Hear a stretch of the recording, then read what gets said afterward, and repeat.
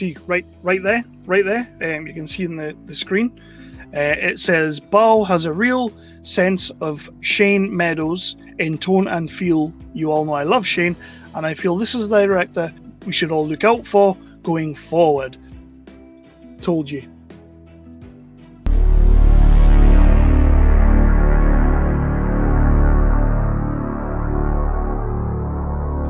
Hello everybody and welcome back to Nerdly Out Loud, the official channel of nerdly.co.uk, your favourite British home for all of your news, reviews and exclusive interviews. We cover everything from the big budget to the low budget to the no budget, with a special keen interest on the lower end of the scale, which is exactly what we're doing today. We are covering a low-budget independent movie that I thoroughly enjoyed, and we'll be getting into that in a second. But first of all, that little stinger right at the start of the video before the opening credits, that was a review that I wrote 3 years ago about the director of this movie. That movie was called A Bad Day for the Cut, a movie that I absolutely loved. Nice little Irish tale, just fantastic little film, and the director really impressed me with his directorial debut.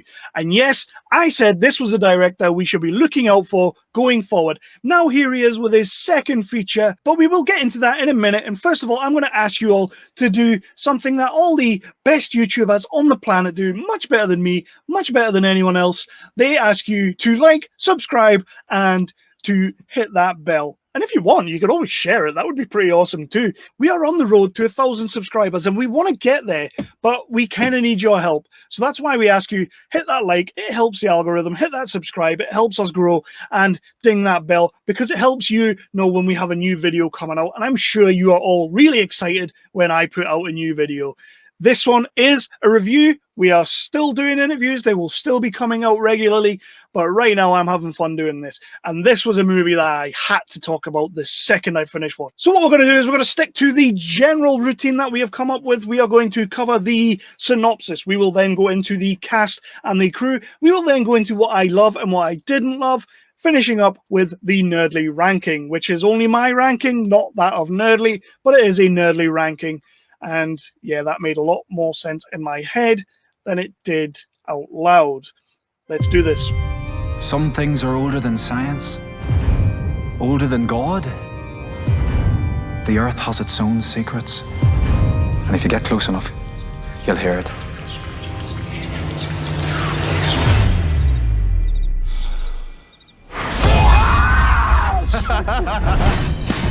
Haven't you guys got anything better to do? Nope. No, we don't. This land belonged to Abertag. He drained people's blood and drink it like water. Like Dracula. Fuck Dracula. I'd love to know if there's actually anything under there. We'll find out soon enough.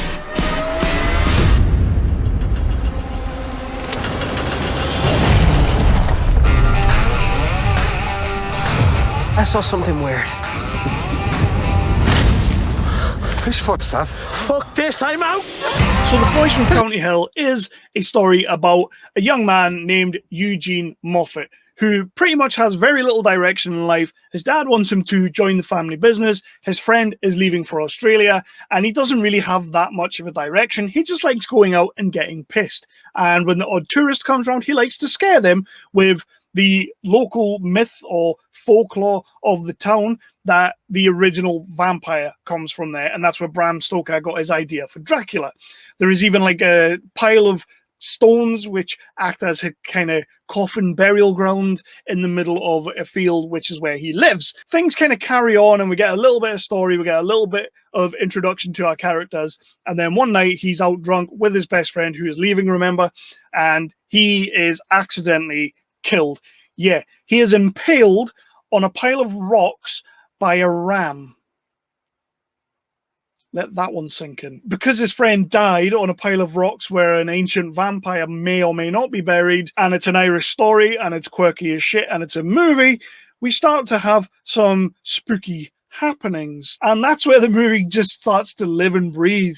We start getting multiple murders, we start getting blood everywhere, might be vampires on the go, kind of vampire zombies on the go, and Eugene is just trying to struggle through the day. to get on with life, and it's not going to happen. It's a pretty basic premise. There's no real high concept to it, but there doesn't have to be, because the characters are all really compelling. You fall in love with these guys. It's like any typical Irish movie. The kind of people you want to kick about with, the old guy that you know down the road and you want to give you that worldly advice. You know, your best friend that you just get on with so much and you can do anything with and drink with and have fun with. And then there's vampires, and that's where it really goes to shit.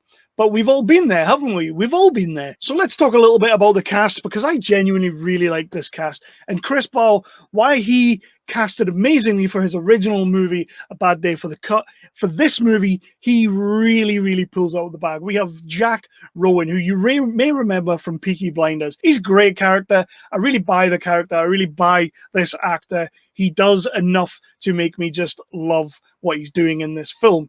You have Nigel O'Neill, who plays his father, Francie. I really like the relationship between these two. It's clearly very strained in the fact that the dad just wants him to carry on his business, but the kid just doesn't really want to do that. He's kind of got his own ambitions, although he doesn't really know what they are. And I guess his ambitions are just to get drunk all the time. Louisa Harland plays his best friend's girlfriend. I really liked her as the sort of female lead. I kind of wanted something to happen between these two characters, but at the same time, I guess if it did, it would have been weak. Like, it wouldn't have been great because, you know, his friends just died and she was in love with him, and that's just crappy rom-com 101. We don't want to do that in our Irish vampire movie. God, that sounds so weird to say. Irish vampire movie. Michael McPhail is one of his other friends. He is fantastic. In fact, I'm just going to say it. Everyone's great in this movie. There is no bad role, and that's probably because it's really well written. The humor is very humorous. I really enjoyed the humor. Sometimes it's nice to break up the tension and the action with the humor, and Irish people and Irish writers, Irish directors or whatever, they tend to do that better than anyone. I'm not saying that's the only thing they do well, because these guys do drama really well as well. This guy, A Bad Day for the Cut, was excellent, so dramatic and really nice thriller, so they can do it fantastically. A Good Woman is Hard to Find, another beautiful movie. I'm really, really happy with what's going on right now in independent film on the Brit scene and the Irish scene. We've just got some great stuff going on. I mean, look at Owen Mackin with his movie Here Are the Young Men. Just what a movie, what a director he's turned out to be.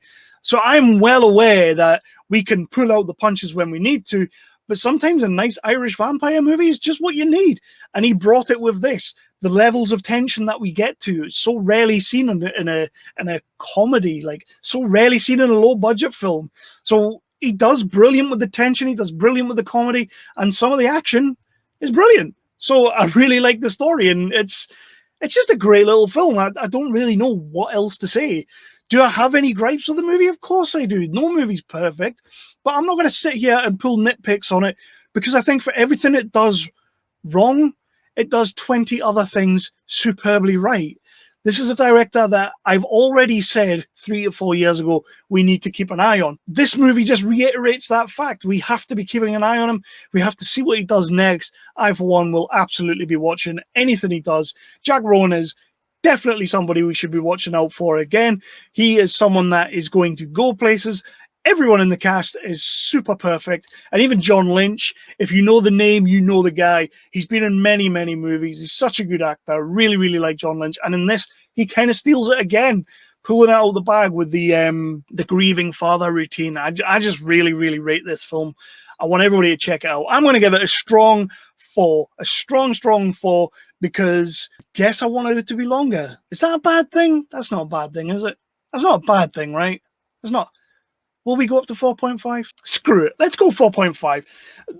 My main gripe with the movie is I wanted more. I wanted to delve more into the backstory. I mean, you get this fantastic scene with Louisa Harland talking about how her father died. And it's incredible. In amongst all of this bonkers, cockamamie stuff going on, you get this little scene with Louisa Harland where she just absolutely pulls you into the screen and rips your heart out. And then 2 seconds later, we need to get back to it. Just wonderful. I love this movie. I want everybody to check it out. Please do check it out. It's going to be available, I believe, in August. It's going to be hitting cinemas and whatnot, because we are able to hit the cinemas again. A great little Irish film. I'm so glad we get movies like this all the time. I'm so glad they keep making them. Chris Baugh. If that's not how you say your name, I don't really know how to pronounce your second name.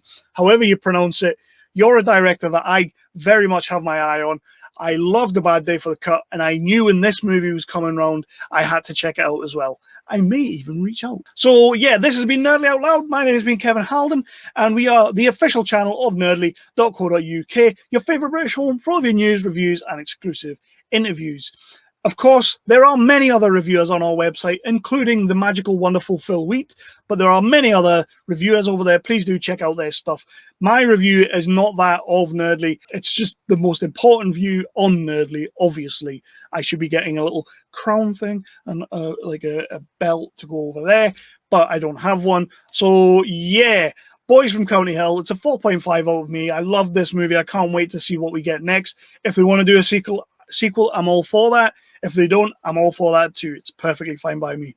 I'm going to let you go, and I will see you later. And yeah.